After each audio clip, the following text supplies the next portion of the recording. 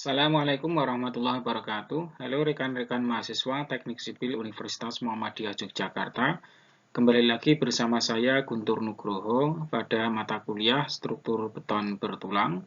Kali ini tema yang kita ambil adalah kolom dengan beban aksial dan momen lentur. Tema yang kita ambil akan kita dasarkan kepada peraturan SNI 2847 tahun 2019 sebagai SNI yang terbaru. Untuk substansi pembelajaran pada pertemuan kali ini, yang pertama ada tujuan pembelajaran, di mana nanti rekan-rekan mahasiswa diharapkan setelah mengikuti perkuliahan yang ada, itu dapat memahami 3 jenis keruntuhan untuk kolom pendek. Kemudian melakukan analisis dan desain untuk kolom pendek dan juga analisis lentur 2 arah. Kemudian yang poin B, itu ada pokok-pokok pembahasan bab. Yang pertama adalah, di sini ada poin pendahuluan. Yang pertama, kemudian yang kedua, analisis kompaktibilitas dan diagram interaksi. Kemudian yang ketiga itu ada analisis desain dan faktor reduksi kapasitas. Kemudian yang keempat itu ada penampang kolom dengan keruntuhan seimbang. Yang kelima, penampang kolom dengan beban eksentris. Kemudian yang keenam itu keruntuhan tarik. Kemudian untuk yang ketujuh ada keruntuhan tekan. Yang kedelapan kolom dengan tulangan samping. Kemudian 9 desain penampang kolom akibat beban aksial dan momen lentur. Yang ke-10 adalah untuk poin lentur 2 arah. Jadi kolom yang melentur pada 2 arah.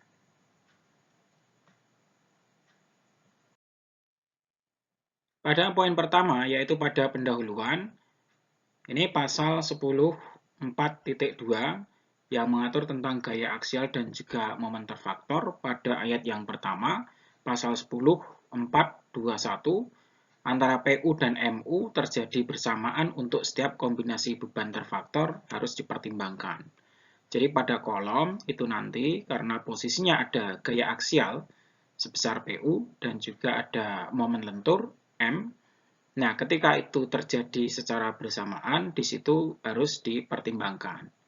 Posisi yang pertama, yang A ini adalah kolom ketika beban aksial itu tepat pada titik berat plastisnya, jadi berada di tengahnya, sehingga di situ berlaku nilai momennya sama dengan 0, sehingga disebut sebagai aksial murni.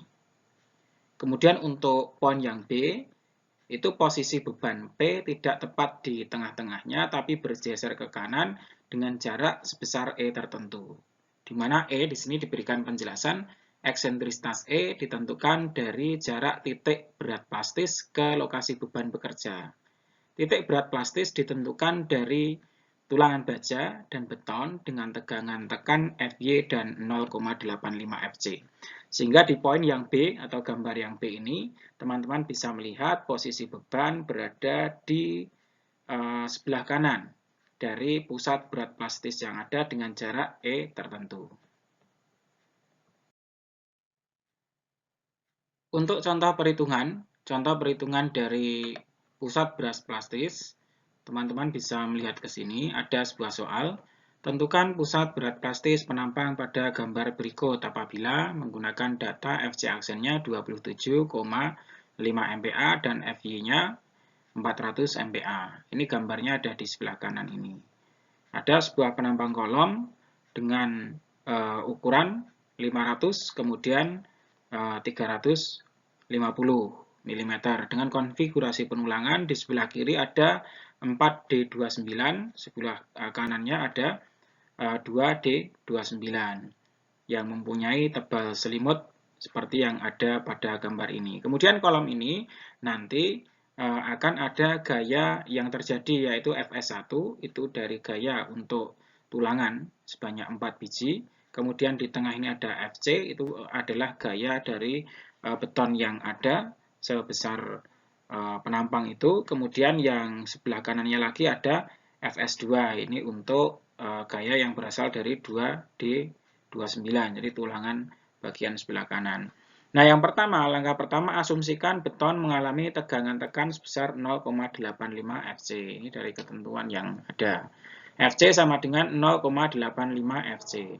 Sehingga 0,85 dikalikan dengan FC adalah 27,5, kemudian dikalikan dengan luas penambangnya 500 dikalikan 350, maka ketemu angka 4.090.625 dalam satuan Newton. Kemudian langkah yang kedua, gaya pada tulangan baja, itu didapatkan bahwa Fs1 itu ada As1 dikalikan Fy. Nah, di sini untuk Fs1 itu jumlahnya ada 4 dikalikan dengan 660 dikalikan dengan 400. Nah, 660 itu posisinya adalah untuk luas tulangannya. 4 dikalikan 660 kalikan 400 sama dengan 1.056.000 Newton. Kemudian untuk Fs yang kedua, nah itu juga sudah bisa kita dapatkan, yaitu dari AS2. AS2 posisinya ada di sini, ada 2D29, sehingga bisa ketemu angka sekian. Nah, yang ketiga, itu silakan diambil momen terhadap sumbu A. Jadi, sumbu A itu kita dapatkan nilai X-nya itu dengan perhitungan. Jadi, ada angka dari FC, ini adalah 4.090.625 dikalikan 250, jadi separuh dari titik yang kita tuju. Titik tujuan kita adalah tinjauan kita ada di sebelah kiri dan juga sebelah paling bawah, posisinya ada di sini. Nah, kemudian dijumlahkan juga 1.056.000 dikalikan dengan 65. 65 adalah jarak dari Fs ini sampai kepada titik paling kiri. Ditambah kemudian 528.000 kalikan 435. Jadi jarak dari 500 dikurangi dengan 65. Jadi jarak dari titik D29 ini atau Fs2 sampai kepada posisi sebelah kiri dibagi dengan luas total yang ada. Sehingga nilai X itu didapatkan 232,79. Inilah nilai yang kita ambil dari pusat berat plastis yang ada. Untuk poin yang kedua, yaitu ada analisis kompaktibilitas dan diagram interaksi. Sesuai dengan SNI pasal 22.2.1, itu kompaktibilitas regangan dan kesetimbangan tentang hal itu. Pada pasal itu, ayat yang pertama, kesetimbangan harus tercapai di setiap penambangnya. Kalau kita melihat pada gambar di sebelah kanan, itu ada sebuah gambar penambang kolom yang mempunyai luasan sebesar H dikalikan dengan B, jadi ukurannya adalah dimensinya H dikalikan dengan B, dan terdistribusi secara merata di sebelah kiri dan kanan ada tulangan yang menyebar. Masing-masing di kiri ada 4 buah tulangan, di kanan juga ada 4 buah tulangan. Nah, tulangan tekan itu posisinya ada di sebelah kanan, karena ini asumsi gayanya adalah mempunyai eksentrisitas tertentu terhadap pusat berat plastis, posisinya ada di sebelah kanannya, sehingga bagian kanan ini disebut sebagai AS aksen.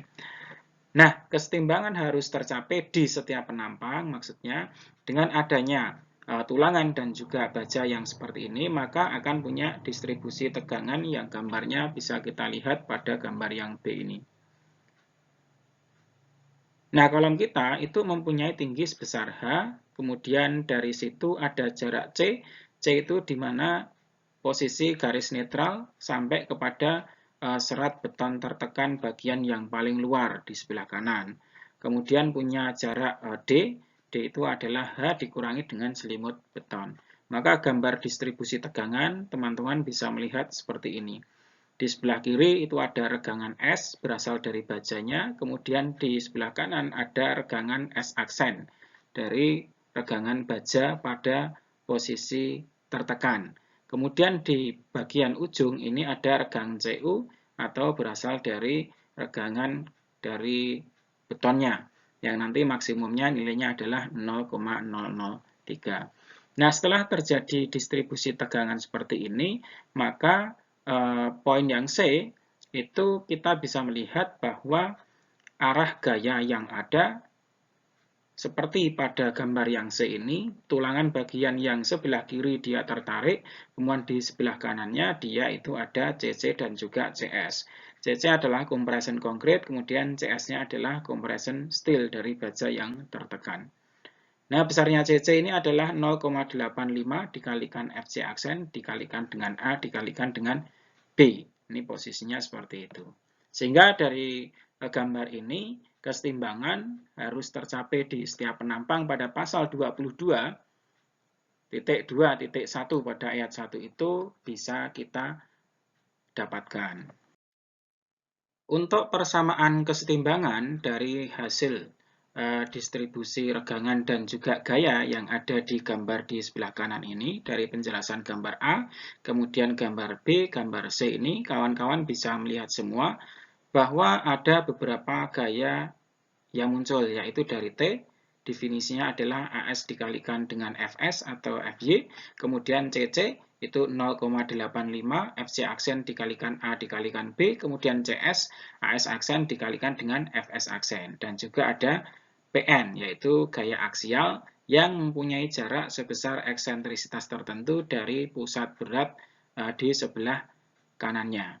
Maka persamaan kesetimbangan gaya dari sini bisa kita lihat bahwa yang mempunyai arah ke bawah itu ada T, kemudian ada PN, yang mempunyai arah ke atas ada CC dan CS. Sehingga kalau kita ingin mencari nilai PN, maka bisa kita dapatkan PN adalah CC dijumlahkan dengan CS dikurangi dengan T, atau di sini dituliskan PN sama dengan 0,85 FC aksen dikalikan AB itu dari compression konkret dijumlahkan dengan AS aksen dikalikan FS aksen itu dari CS. Jadi posisi beton tertekan dan baja tertekan dikurangi dengan AS dikalikan FS itu posisi dari tulangan yang tertarik atau T.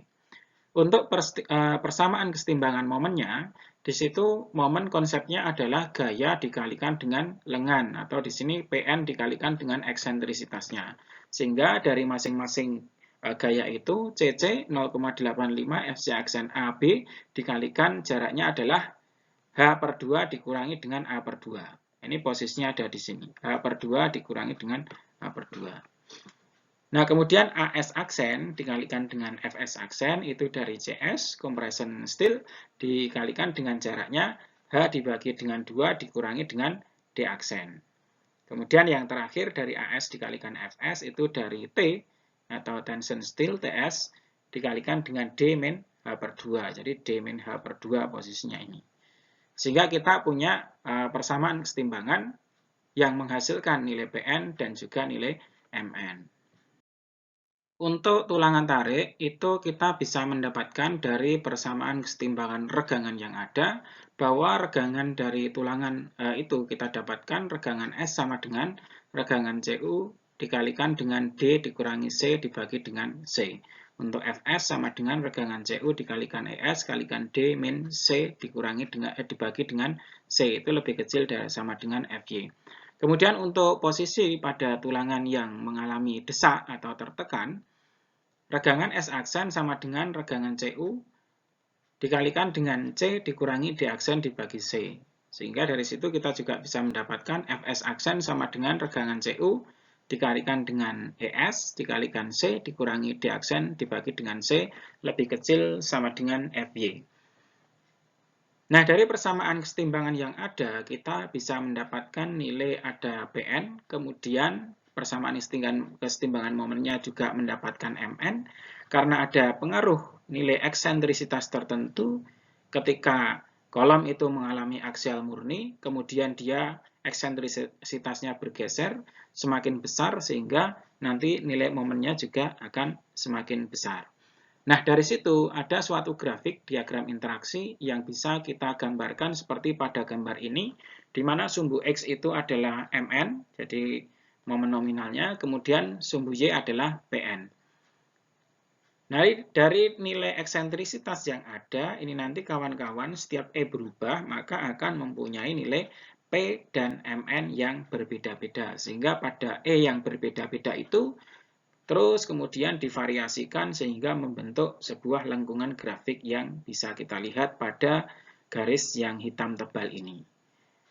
Pada posisi P sama dengan 0 atau bebannya sama dengan 0, maka itu disebut sebagai kondisi benar-benar mengalami momen, sehingga bebannya P sama dengan 0. Di sini momennya momen murni. Kemudian bergerak ke kanan, ini posisinya berada di daerah keruntuhan yang tertekan dengan eksentrisitas kecil, sampai kepada nilai E pada posisi kolom itu keadaannya seimbang. Nah, keadaan seimbang itu merepresentasikan bahwa baja yang tertarik itu mengalami kelelehan bersamaan dengan beton regangannya sudah mencapai 0,003. Itu kondisi seimbang. Sehingga ketika eksentrisitasnya itu dibesarkan, maka akan mengalami daerah keruntuhan tarik.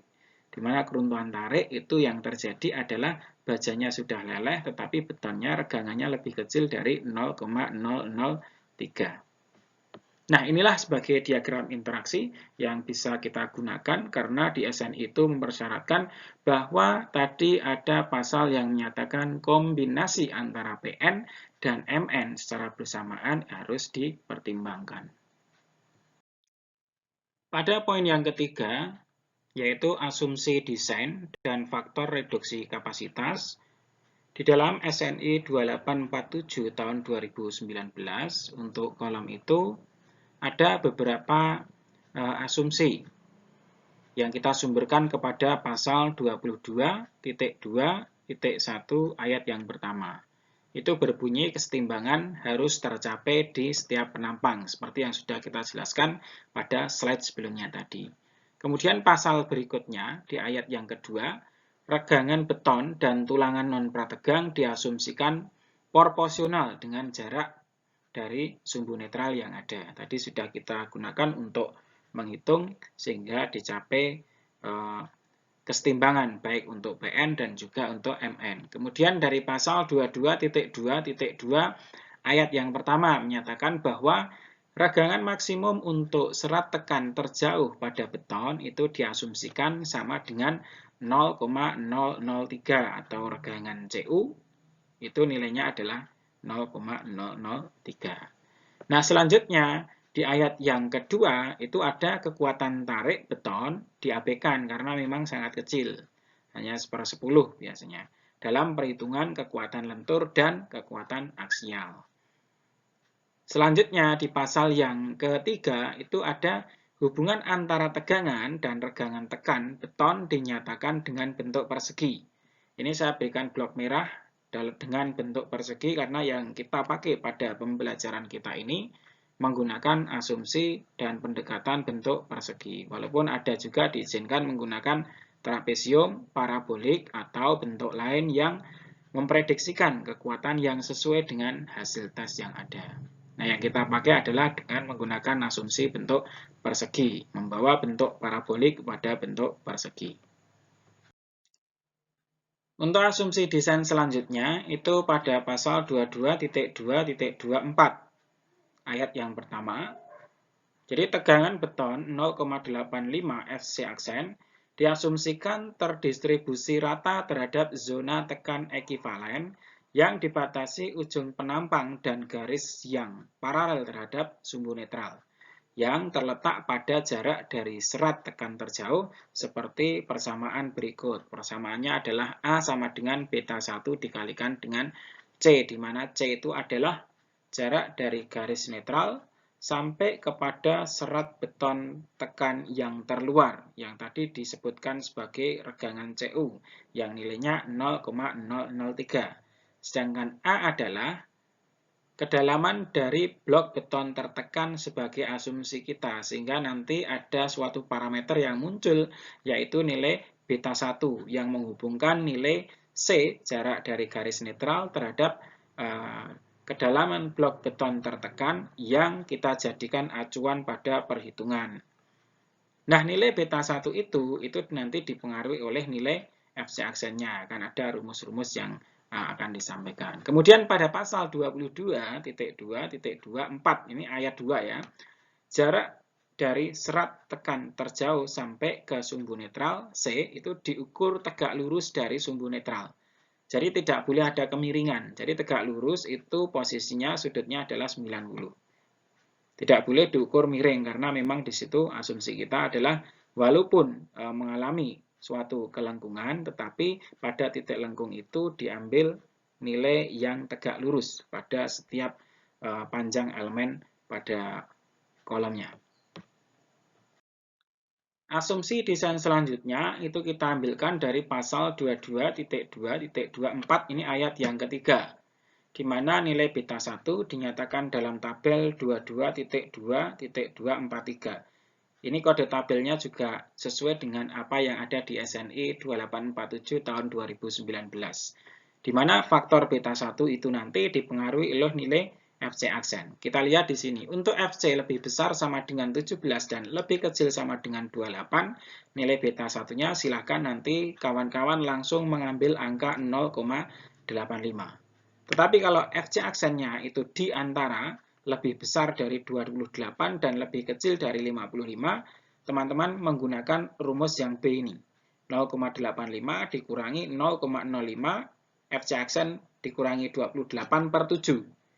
Nah, selanjutnya ketika dia menggunakan FC aksen yang besar, dan di sini diberikan ukuran di atas sama dengan 55, maka langsung bisa mengambil nilai beta 1 sebesar 0,65.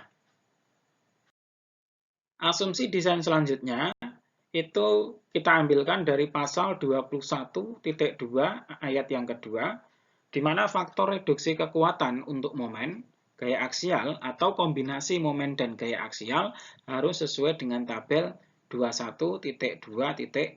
Itu tabelnya adalah di sebelah kanan ini. Kita bisa melihat di sini saya sajikan untuk tabel 21.2.1, kemudian di sebelah kanan ada tabel 21.2.2. Nah, ini adalah faktor reduksi kekuatan atau Pi untuk momen, gaya aksial, atau kombinasi momen dan gaya aksial, atau yang disebut sebagai gaya yang terjadi pada kolom. Yang pertama, itu ada regangan tarik neto atau regangan T. Jadi regangan T-nya itu apabila lebih kecil sama dengan regangan TY, maka klasifikasi dia tekanan terkontrol.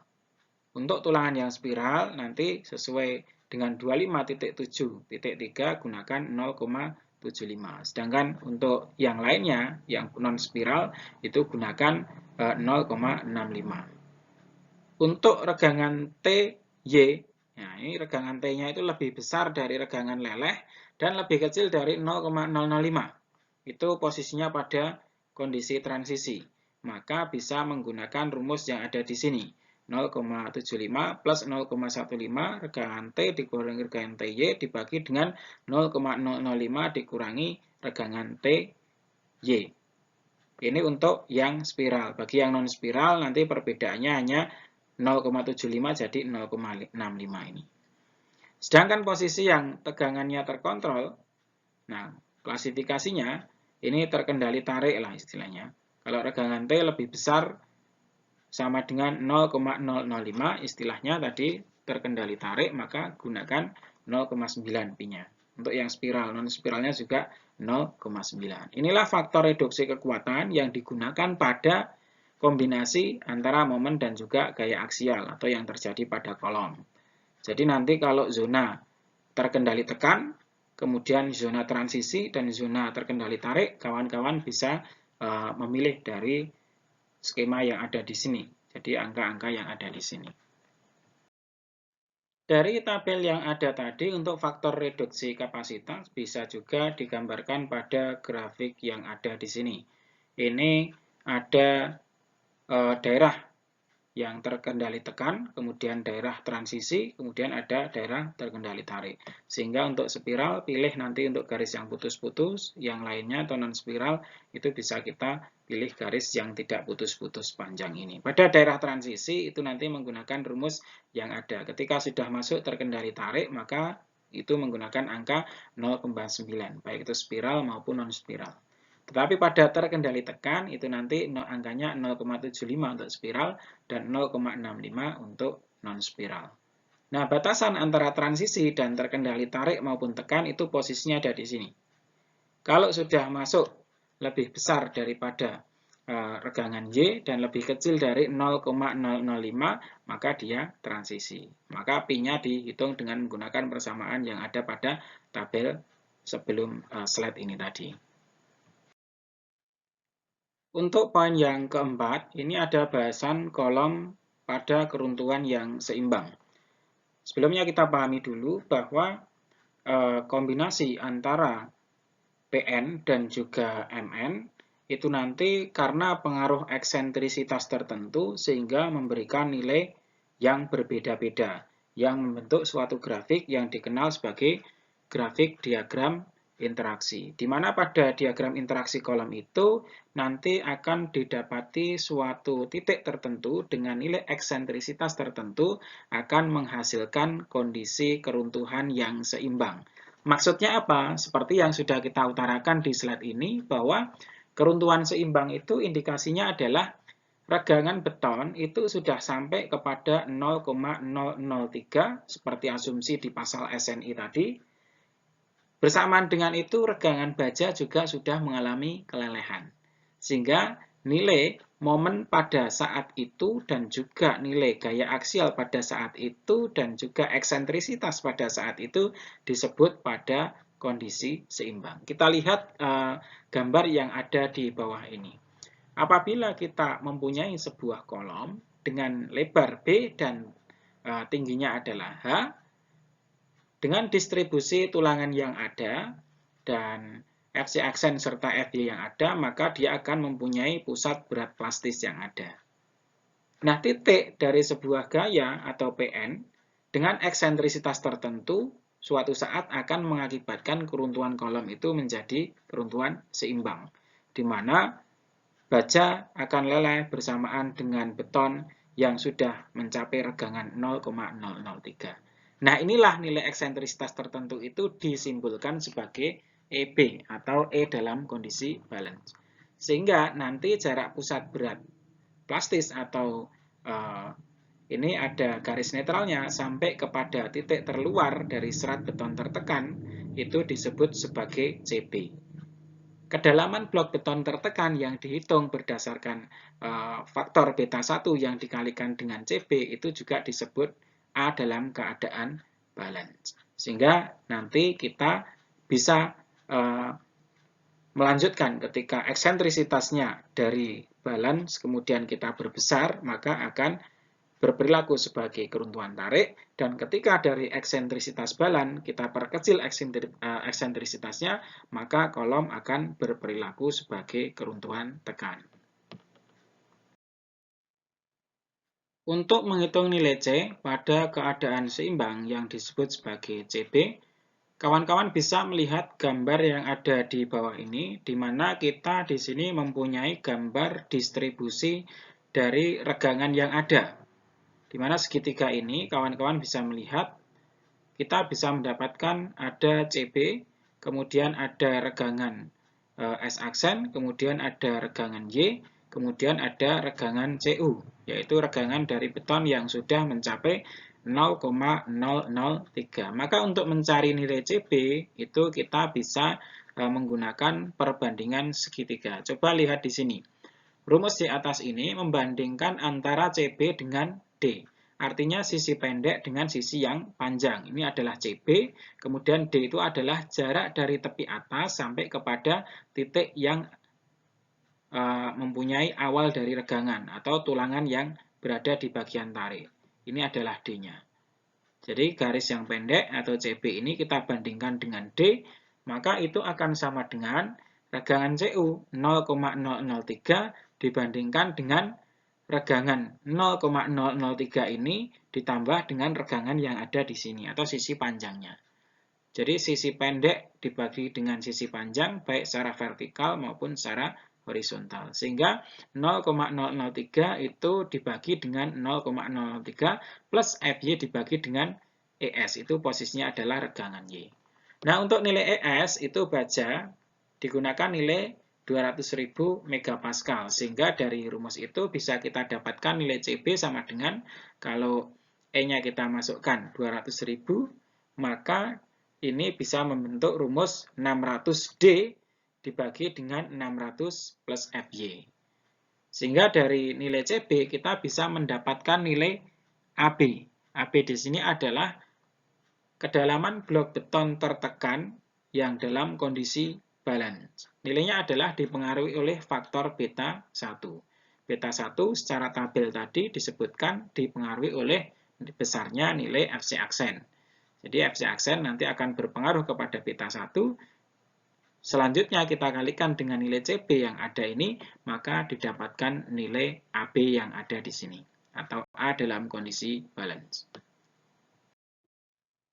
Selanjutnya, untuk kesetimbangan gaya arah horizontal, jadi karena konsepnya adalah setimbang, maka sigma H sama dengan 0 atau gaya horizontal harus sama dengan 0. Kita lihat di sini ada berapa gaya. Yang pertama kita lihat dari atas dulu.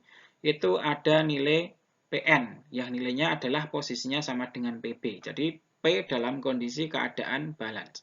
Atau gaya yang mempunyai eksentrisitas tertentu yang menyebabkan baja itu leleh bersamaan dengan beton sudah mencapai regangan 0,003. Kemudian setelah itu ke bawah ada CS. CS adalah compression steel, yaitu adalah gaya yang diakibatkan dari tekanan dari baja yang berposisi pada bagian tertekan. Besarnya adalah AS aksen dikalikan dengan FY.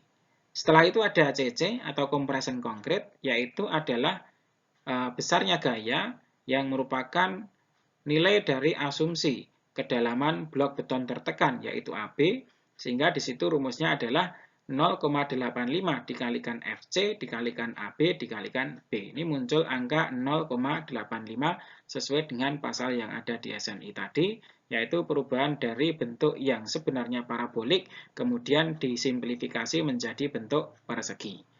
Kemudian setelah CC yang paling bawah itu ada T, yaitu tension dari sebuah baja, tension steel, yang berasal dari AS atau luas baja tulangan yang dipasang pada daerah yang mengalami kondisi tarik atau bagian bawah ini. Sehingga rumusnya adalah AS dikalikan dengan FY. Dengan konfigurasi gaya yang terbentuk pada penampang ini, maka diwajibkan nilainya adalah seimbang. Jadi secara horizontal sama dengan 0. Maka kita akan susun. Yang arahnya ke kanan itu ada PN atau PB, kemudian ada T. Yang arahnya ke kiri adalah CS dan juga CC. Sehingga PB itu nanti positif, kemudian yang ke kiri CC negatif, CS juga negatif, plus yang ke kanan adalah T di bagian bawah itu, maka ini akan sama dengan 0. Dari konfigurasi itu kita bisa mendefinisikan bahwa nilai CC adalah 0,85 FC aksen dikalikan AB dikalikan B.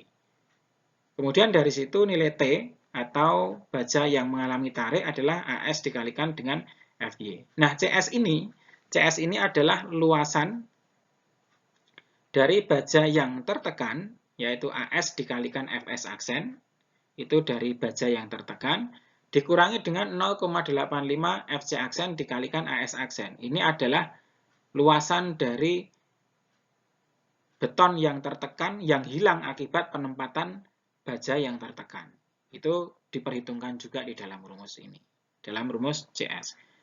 Nah, kemudian PB itu bisa kita dapatkan dengan memasukkan beberapa definisi tadi yang ada di atas, 0,85 FC aksen AB dikalikan B plus AS aksen dikalikan FS aksen dikurangi pengaruh dari beton yang hilang akibat penempatan baja tulangan yang tertekan sebesar 0,85 FC aksen dikalikan AS aksen. Kemudian dikurangi dengan CS, dikurangi dengan T, yaitu AS dikalikan dengan FY. Inilah nilai P yang bisa kita dapatkan dengan adanya kesetimbangan gaya arah horizontal. Selanjutnya, setelah persamaan kesetimbangan yang menghasilkan nilai PB, maka kita bisa menghitung nilai E, yaitu eksentrisitas yang mengakibatkan penampang beton itu mengalami keruntuhan dalam keadaan balance. Di mana PB dikalikan EB sama dengan CC dikalikan dengan D min A per 2 dikurangi dengan D aksen, kemudian CS-nya dari compression steel itu D dikurangi dengan D aksen, min D double aksen, dan juga T dari tension steel itu dikalikan dengan D double aksen, atau PB dikalikan dengan EB sama dengan MB sama dengan 0,85 FC aksen AB dikalikan B dikalikan dengan jaraknya ini D min A per 2 dikurangi dengan D double aksen. Kemudian AS aksen dikalikan FY dikurangi 0,85 FC aksen. Ini berasal dari CS-nya dikalikan dengan jaraknya D min D aksen dikurangi dengan D double aksen plus, nah ini berasal dari TS atau tension steel, AS dikalikan FY kalikan D double aksen. Sehingga untuk mencari nilai EB itu adalah dengan membagi nilai momen dalam keadaan balance dibagi dengan P dalam keadaan balance. Karena momen itu nilainya adalah E dikalikan dengan P, sehingga E bisa kita ketahui dalam keadaan balance. Untuk selanjutnya, kita akan masuk kepada contoh soal, yaitu perhitungan untuk keruntuhan kolom dalam keadaan seimbang.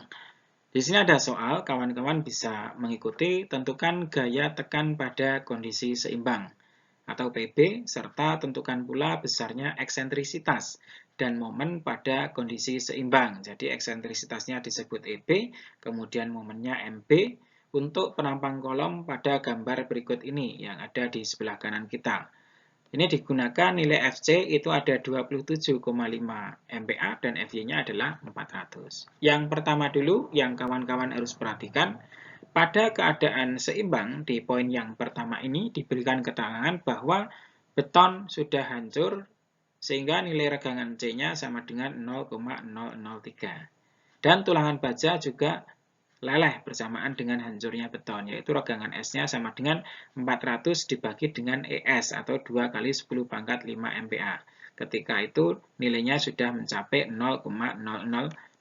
Ini yang pertama. Kemudian yang kedua, dari data itu kita bisa mencari lokasi sumbu netralnya, di mana nilai kedalaman dari sumbu netral itu disimbolkan dengan CB dengan rumus 600D dibagi dengan 600 plus FY.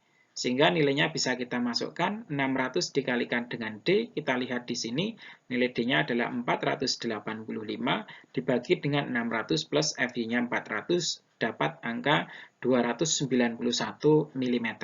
Itu adalah nilai dari C dalam keadaan balance atau garis netral sampai kepada tepi serat beton tertekan bagian luar yang atas.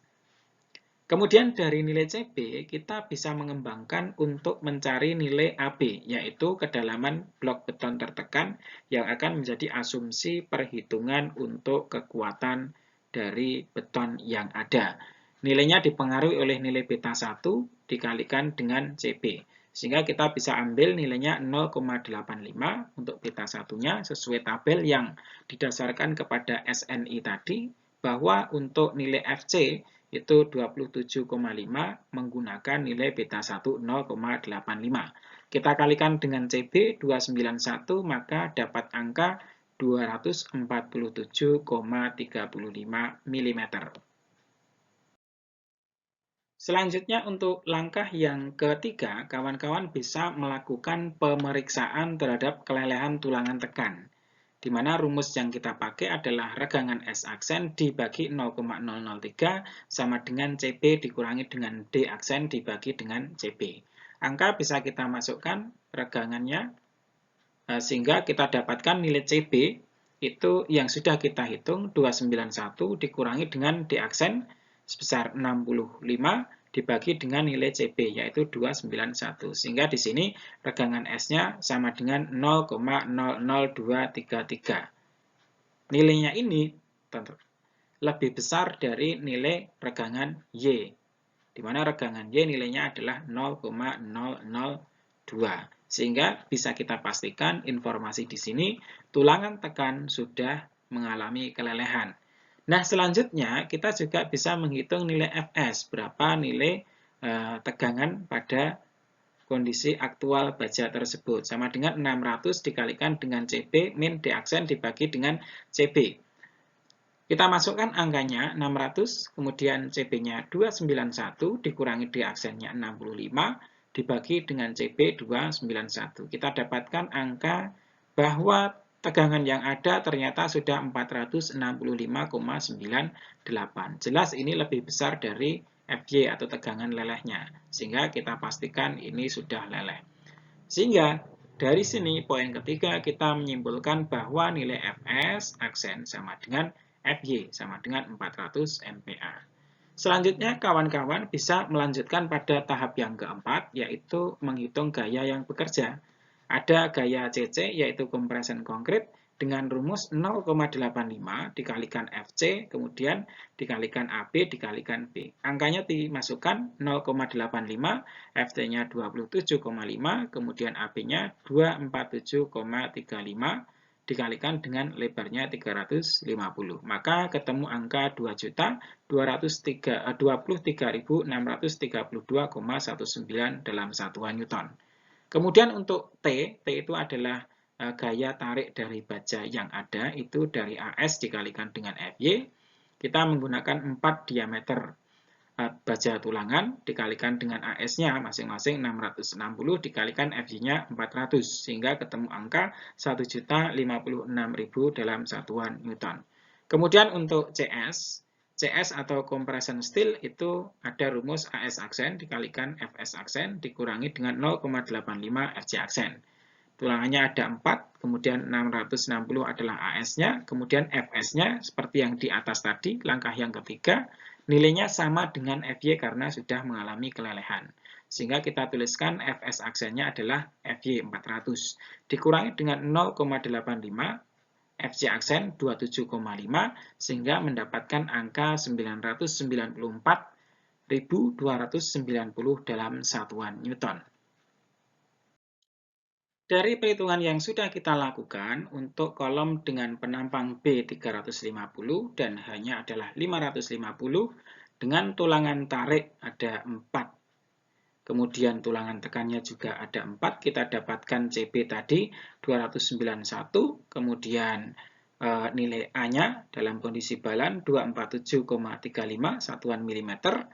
Dan konfigurasi gaya yang ada itu dari PB, kemudian CS, ada CC dan T, masing-masing kita sudah mendapatkan nilainya.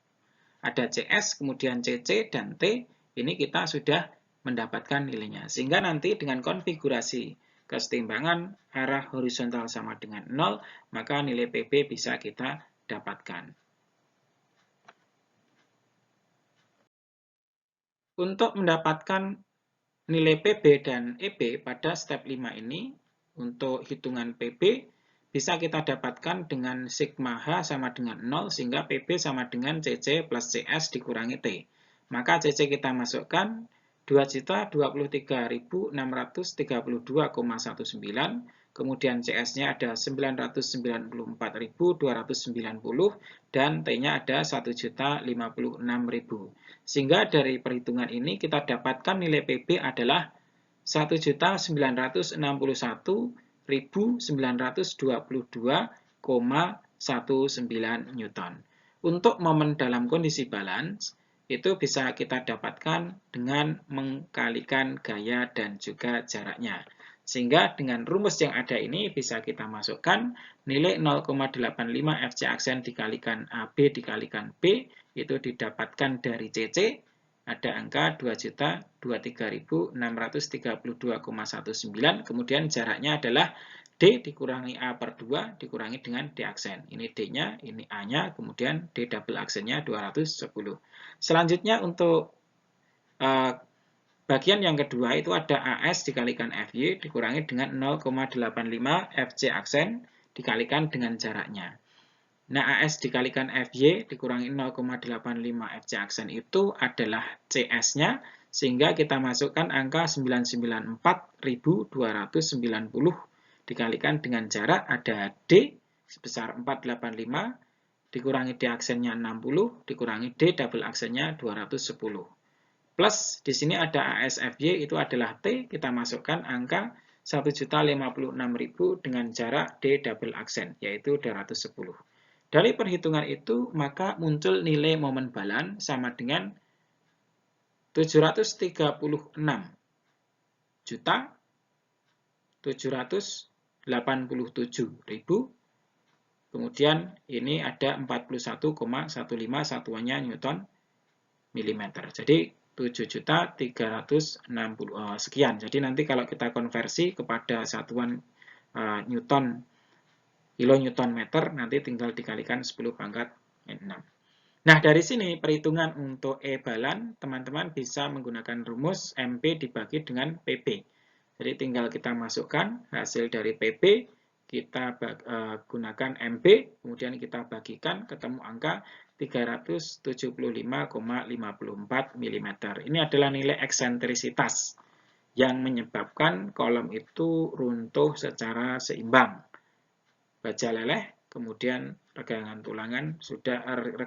beton sudah mencapai 0,003. Kemudian tahapan yang ke-6 itu untuk kondisi seimbang, nilai P diambil 0,65 sehingga P dikalikan PB itu kita dapatkan angka 1273 kN, kemudian P dikalikan MP itu kita dapatkan 478,91 kN.